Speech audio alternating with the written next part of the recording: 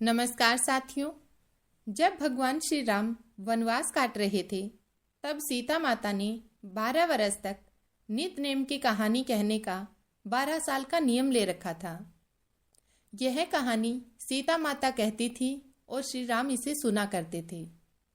एक दिन श्री राम भगवान को किसी काम के लिए बाहर जाना पड़ गया तो सीता माता कहने लगी कि भगवान, मेरा तो 12 वर्ष का नित नेम है।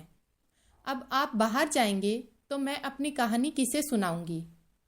श्री राम ने कहा कि तुम कुएं की पाल पर जाकर बैठ जाना और वहां जो औरतें पानी भरने आएंगी उन्हें अपनी कहानी सुना देना। सीता माता कुएं की पाल पर जाकर बैठ जाती है।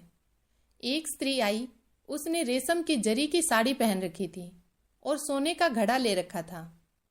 सीता माता उसे देखकर कहती है कि बहन, मेरा 12 वर्ष का नितनेम सुन लो। पर वह स्त्री बोली कि मैं तुम्हारा नितनेम सुनूंगी तो मुझे घर जाने में देर हो जाएगी और मेरी सास मुझसे लड़ेगी।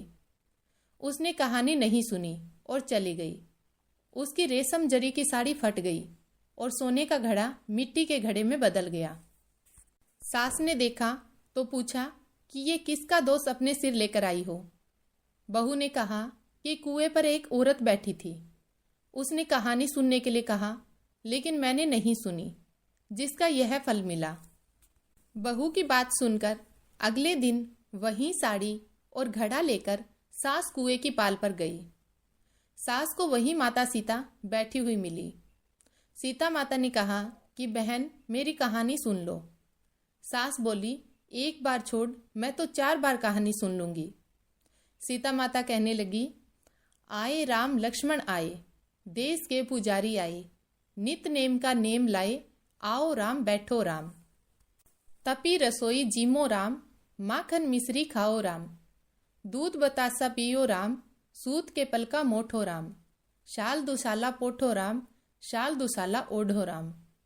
जब बोलू जब राम ही राम, राम संवारे सबके काम। खाली घर भंडार भरेंगे, सबका बेड़ा पार करेंगे। श्री राम जय जय राम।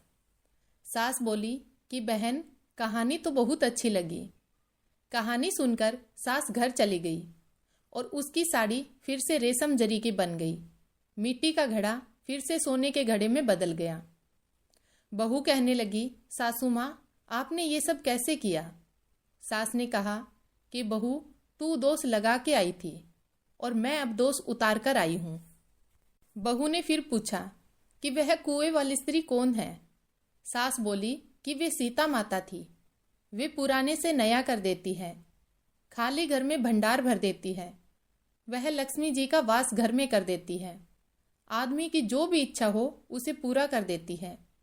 बहू बोली कि ऐसी कहानी मुझे भी सुना दो। सास बोली कि ठीक है, तुम भी सुनो, और सास ने कहानी शुरू की। राम आए लक्ष्मण आए, देश के पुजारी आए, नित नेम का नेम लाए, आओ राम बैठो राम। तपी रसोई जीमो राम, माखन मिश्री खाओ राम। दूध बतासा पियो राम, सूत के पलका मोठो राम। शाल दुसाला पोठो राम, शाल दुसाला ओढ़ो राम। जब बोलूं जब राम ही राम, राम संवारे सबके काम। खाली घर भंडार भरेंगे, सबका बेड़ा पार करेंगे। श्री राम जय जय राम। कहानी सुनकर बहू बोली कि कहानी तो बहुत अच्छी है। सास ने कहा कि ठीक है, इस कहानी को रोज कहा करेंगे। अब सास बहू रोज सवेरे उठती, नहाती धोती और पूजा करने के बाद नितनेम की सीता की कहानी कहती। एक दिन उसके यहाँ एक पड़ोस की औरत आई और बोली कि बहन, जरा सी आँच दे। तो वह बोली कि आँच तो अभी हमने जलाई ही नहीं। पड़ोसन ने कहा कि तुम सुबह 4 बजे से उठकर क्या कर रही हो। फिर उन्होंने कहा कि सुबह उठकर हम पूजा करते हैं, फिर सीता माता की नितनेम की कहानी कहते हैं। पड़ोसन ने उनकी बात सुनकर फिर कहा कि सीता माता की कहानी कहने से तुम्हें क्या मिला। वे बोली कि इनकी कहानी कहने से घर में भंडार भर जाते हैं, सारे काम सिद्ध हो जाते हैं, मन की इच्छा भी पूरी होती है। पड़ोसन कहती है कि बहन, ऐसी कहानी तो मुझे भी सुना दो। फिर वह बोली कि ठीक है, तुम भी यह कहानी सुन लो। राम आए लक्ष्मण आए, देश के पुजारी आए, नित नेम का नेम लाए, आओ राम बैठो राम। सारी कहानी सुनने के बाद पड़ोसन कहने लगी कि बहन, कहानी तो मुझे बहुत अच्छी लगी। अब वह पड़ोसन भी नितनेम सीता माता की कहानी कहने लगी। कहानी कहने से सीता माता ने पड़ोसन के भी भंडार भर दिए।